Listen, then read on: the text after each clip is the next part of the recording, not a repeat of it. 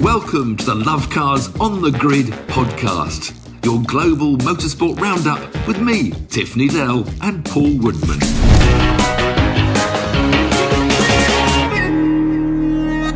Welcome to episode 21 of Lovecars on the Grid, the global motorsport roundup podcast.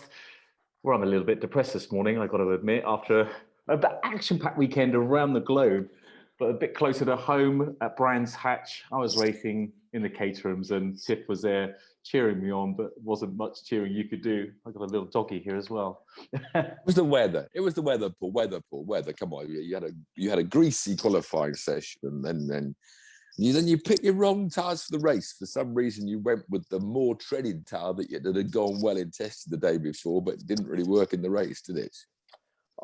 It's just I really don't know what I'm thinking. I genuinely don't know what I'm thinking. Silverstone got in my head with tyre choices, and I was fast. I was the third fastest overall at Brands Hatch in the race. Yeah. I was fast in testing, and I just made a couple of silly mistakes. I got very, very greedy. It is literally like Caterham racing. For those of you who have never seen it, hopefully you've seen a few of our videos.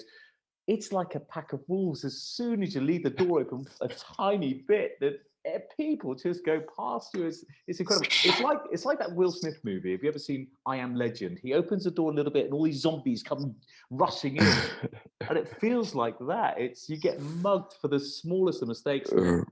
I got again got up to fourth place, had a very average start, got up to fourth place, feeling quite good, no problems. And then I had the most amazing move made on me. The guy did a tank slapper going to Paddock Hill. For anyone that knows Brands Hatch, the craziest bend is a bit like Eau Rouge. It sort of dips right down into the valley, and he got completely out of control. So I eased back, thinking he's obviously going to crash, and he somehow held it. And from there on in, I was back with the pack, and it just didn't work. Your moves, yeah. This time your recovery moves didn't work out, Paul. But never mind, you're all living and learning. Move on, put it behind you. Where are we next? Croft. Croft next. No hand signals, which I was pleased with. And lovely that you were there to Well, I was there to stand on the podium with you, Paul, but well, you've only got three more chances. Is it? Well, one at Croft and two at Snetterton, is that right?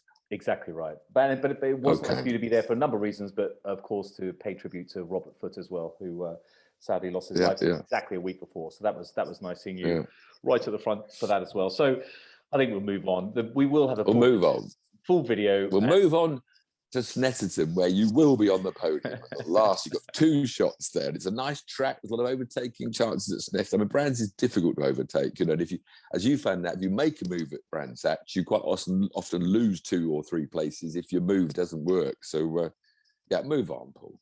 Okay. So British GT were up at Snetterton last weekend with a wins for Aston Martin and Mercedes. They were all in the rain and tyres wearing out. Stay with GT, we had the DTM, which they used GT3 rules, because we've got a bit of British in this there. Audi and Mercedes had a win each. Alexander Albon, of course, who's out there plying his trade. Red Bull have stuffed him. I don't think he's enjoying DTM. He had a third and a sixth, I think, in the 2 races. I mean, DTM is sexy stuff, but when you've gone from Formula 1 to DTM, it's... Well, I know. Especially now it's GT3 cars. They haven't got the supercars that they had before, so they're now on GT3 regulations, and they're more production-based, and they're out in the Ferraris. But I think Albon must be looking at Formula 1 and thinking, Perez isn't doing any better than me.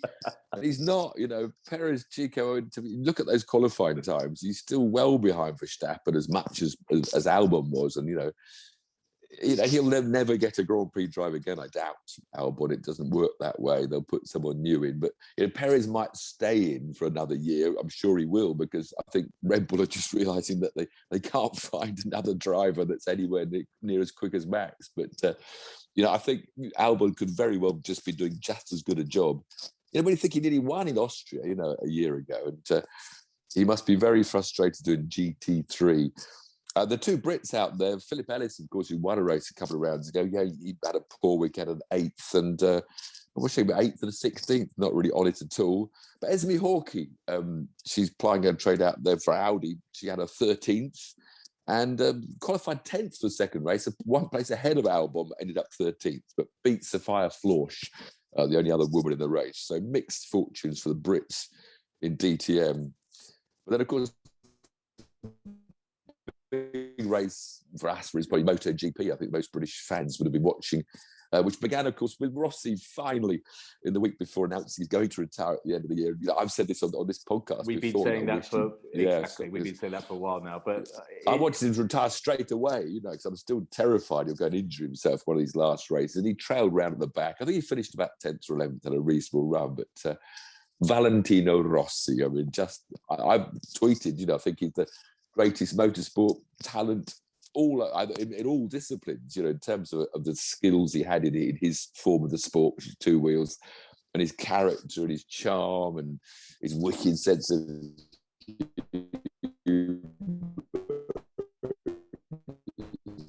he's just have you frozen?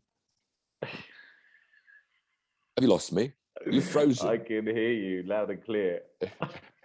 I thought you were going to comment on Valentino Rossi, I agree. And what he did for motorsport in general, as you just said, well, that's a high accolade, what you said, but certainly for you know, the biking fraternity, incredible. And Susie Perry, I love reading her sort of tributes because she knows him probably as good as anyone else. So the doctor.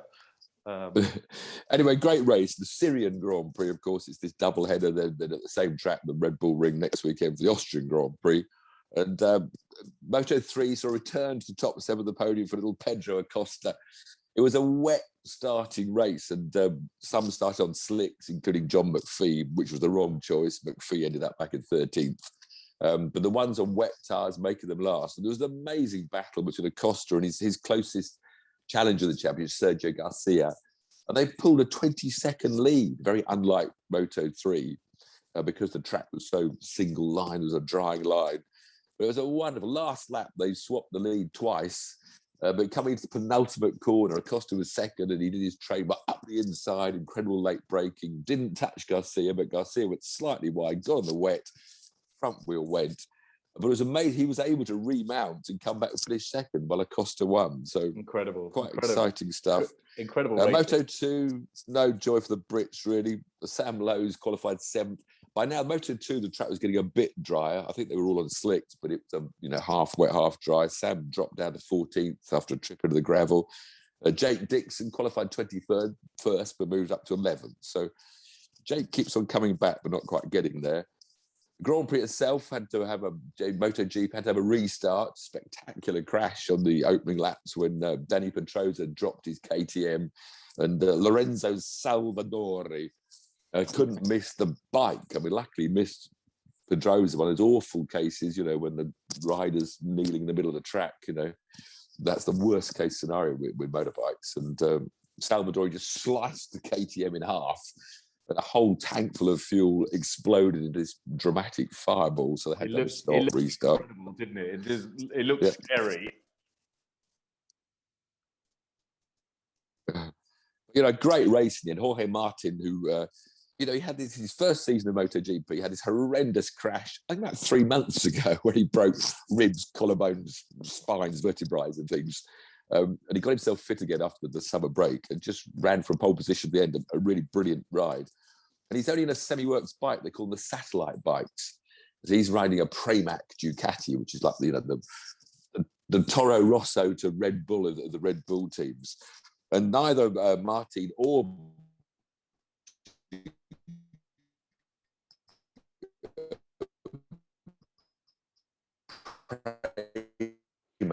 Johan Mir was the reigning champion in his Suzuki. But, you know, for Pramac, again, the whole thing about MotoGP, there's always someone in tears at the end of the races. You know, their enthusiasm, their families. And I sometimes think it's because it's such a dangerous sport. They have more appreciation if they came second or third. You know, they're still delighted. But you know what? That's one of the things I found with racing. You've been around racing your whole life. But one of the things I found is the whole feel and how everything is so important. It's not just the driver. You know, I've said this before on this podcast. You see a driver that maybe you don't like or a team that maybe you don't like, and they crash, and you sort of have a little chuckle. Oh, he's out. That's great. Lewis can win. But the amount of people involved in this, your friends, your family, your team, the tire manufacturers, sponsors, it's just incredible. And the passion as well behind it. It's been a massive eye-opener for me, racing, not just racing, but everything that goes on behind it. And those excuses. Yeah, so those excuses when you're reporting and you've had a good race and you've finished in the top 4 or 5 if I'm lucky enough to do the most of the races so far, or when I haven't finished, I've been there, but I've been had a crash into. It's easy to make excuses, but when you have a bad race and the only person you can blame is yourself, you don't really want to talk about it, do you? But I will talk about it, and we'll come on to that. But behind the scenes, brilliant.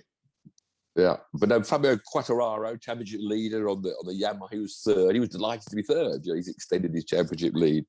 But it was a happy all round on the podium there. And I think everyone was just delighted for Martin and Pramac to win a Grand Prix, their first Grand Prix wins. World Superbikes, again, where the British normally dominate, but this Turkish boy, I'll get it right this time, Topak Razgatalogu, he managed to win 2 of the races on his Yamaha, got beaten by Scott Redding in the third race. But Scott wasn't too happy with the way the Turk overtook him to take the final win. But Chris Rea, our Brit that dominates, had a couple of falls. He's still got a big championship lead, but Toprak's coming up on the World Superbikes. And that was about it for Europe. Over the pond in America, they had their 3 major formats: an Indycar race, a Nascar race, and a WeatherTech sports car race. So lots going on in America. The main race, of course, was this debut race, the Big Machine Music City Grand Prix, like they titled their name, in Nashville, around this bizarre street course. Went back over the river and back on this huge bridge.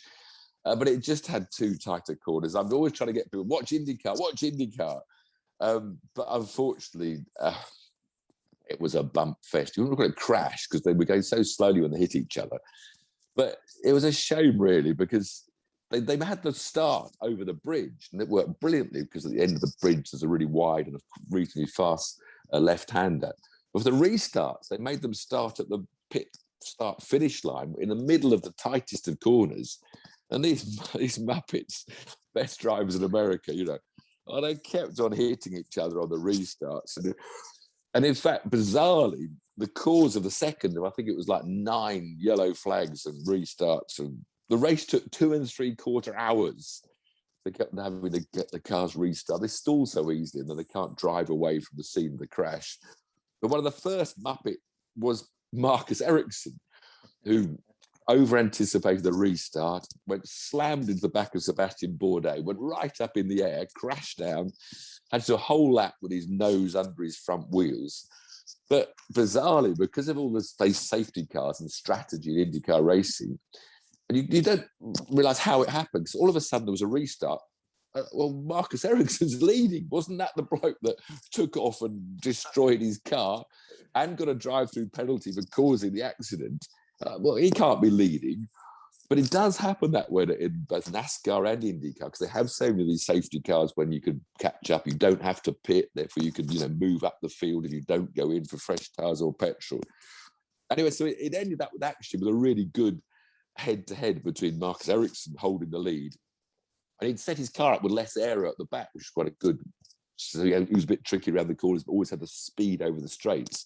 Because Colton Herta, this kid that dominated qualifying, was on pole by over half a second, and really dominated the race. But the strategy, Marcus was suddenly in front of him, and he just couldn't get by him because on the straights, Ericsson was quicker.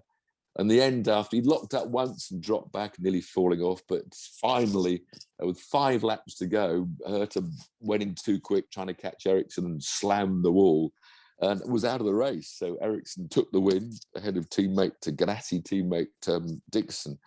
So in the end, it was a really good race. How is that possible that he can take the? There were just too many idiots hitting idiots. What about they should know better. I think the trouble is, when the corners are so slow, I'll just finish on that. When the corners are so slow as these opening laps, you sort of believe, I must be able to overtake him because he's going so slowly in front of me. And they were all hitting each other. It was so they just went for silly gaps. Then there were just 2 cars wedged in the wall, and then the whole process had to start again. So I'm sorry if I made you watch IndyCar, but keep watching it because it's still brilliant. It just didn't. It was just too tight in the twiddly bits. It was like a Formula E race. Half the track, but NASCAR was good. Great race. The what was it? The Go Bowling at the Glen, Watkins Glen.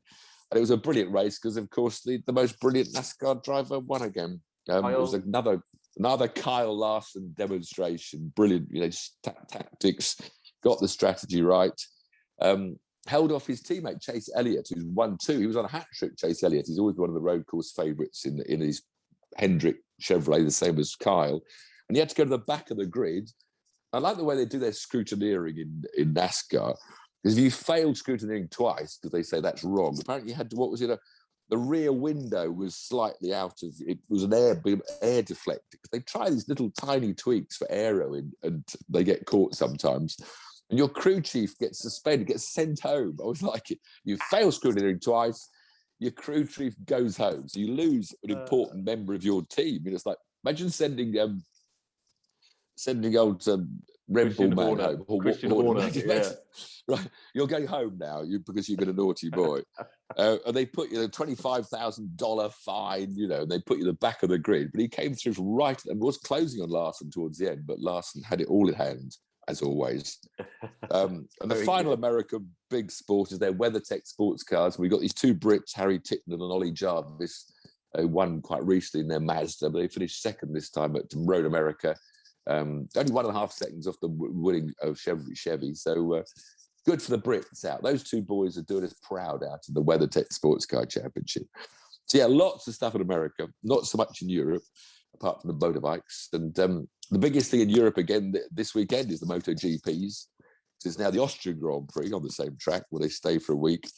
World Rally Championship, which just seems to be going under the radar, I think, for publicity and headline news. They're in Belgium this weekend, but again, we've got Elfyn Evans going well, trying to chase down Sebastian Ogier, who looks like he's going to get another championship the way things are going. British Superbikes up Donington for us Brits. If you want to go and watch some bikes, and then if you're in America, if you go to Indianapolis this weekend on the Indycar road course, you'll get Indycar on the Saturday and NASCAR on the Sunday. The first time the NASCAR boys have done the road course. They're doing more road courses this year. So a fabulous doubleheader at Indianapolis if you happen to be over in America or going to America. Book now. I took my son out there. We did a wonderful driving trip, Harry, we took from New York and with a friend of mine for his 18th trip. We went to Indianapolis and they had the WeatherTech sports cars on the Saturday, Indy cars on the Sunday. So it's a traditional doubleheader weekend. If you want to plan a holiday in America, but you host some of those events with Steve, who I've met before. So if you do want to travel, or if we can travel, maybe next year, then we'll give you some forewarning, and you can maybe join Tiff and on one of the big events. But typically, is it in Daytona? Daytona, you go typically. Yeah, the Daytona 500. So only a few spaces remaining for our wonderful 4 days at the Daytona 500 in February, where we go to the beach and we go to a little half-mile racetrack on a Saturday night and eat good food and drink good beer and wine. Well, good food, hot dogs, and good beer. That's on the half mile track. That's the cheap night. And then of course, we watch the tracks on the Friday night, the track race in the dark, and then the Indy 500 itself, which is one of the greatest motorsport spectacles I've ever been to. It's just amazing. For those of you watching or for those of you listening, I'll explain. The very observant ones amongst you will notice I'm not in my room. We're out and about. Tiff's got his Pirelli top on, which means I know you're off to Thruxton to give some fast laps. Wearing out Pirellis, using up a lot of Pirelli's wonderful tyres. And one more thing, I know it's very early in the morning, and I know that because your voice, you're always a bit more husky in the morning. I can hear your dulcet tones a little bit huskier. So on that bombshell, I can't say that, that's a Top Gear thing. On that note, thanks for joining us as always. Look forward to seeing you next week, and the Caterham video will be coming, and my hands will be up for all of my failures. Cheers. And you froze again. You did your grand finale. You've just done and you froze again. You froze with your hands up. What? And next, so we no idea what you actually said then. I'll say goodbye for you. Goodbye, everyone. See you next week.